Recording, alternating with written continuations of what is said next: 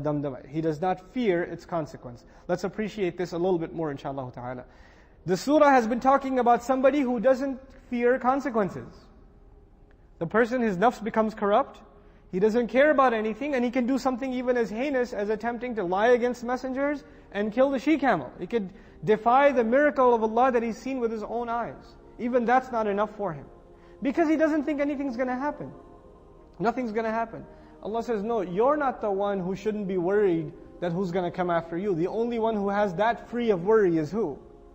Allah Himself. When He does, there's no fear or concern. What are people going to say? What are they going to think? What if someday, thousands of years later, there'll be a philosophy class and a professor will say, what kind of God is this that destroys nations?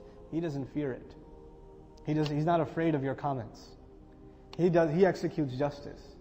We're afraid of justifying God to the philosophy professor or to the missionary who comes to our door and says, your God is a God of punishment. Our God is a God of mercy.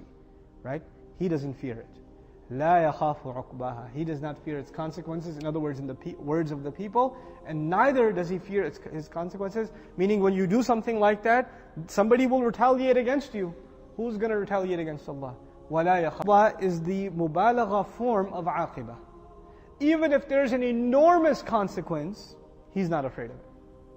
The biggest, worst consequence you can imagine is not enough to make Allah Azza wa Jal afraid of whatever punishment He's going to decide. And this last statement, as far as our nafs is concerned, we should remember. This is a little bit of advice, inshallah ta'ala, and we close. We start thinking, Allah is not going to take me yet. I have so much more to do and He knows that. Right? You start thinking, I've got time because, of course, He knows I'm taking care of a family, or I've got my degree left, and I've got things, unfinished business. And He knows I'm a good person, I'm not going anytime yet. He does not fear when He takes. You're worried about consequences or what might happen. He's not. And even the Muslims start thinking the world will stop running when they go. Who's going to feed my family? Who's going to take care of the bills? Who's going to do this? Who's going to do that? Right? And they try to, the disbelievers try to scare you of that and say, buy home insurance or buy life insurance. Right? That'll take care of your family. That'll take care of your needs. But the believer realizes whatever your family is eating right now is not because of you. It's because He's providing. And they will be provided for. Their rizq has already been written, and when you come and when you go has already been written. When you're gone, they'll be provided for. The world will move on. Your name maybe will get mentioned sometimes, but just life continues. Life continues.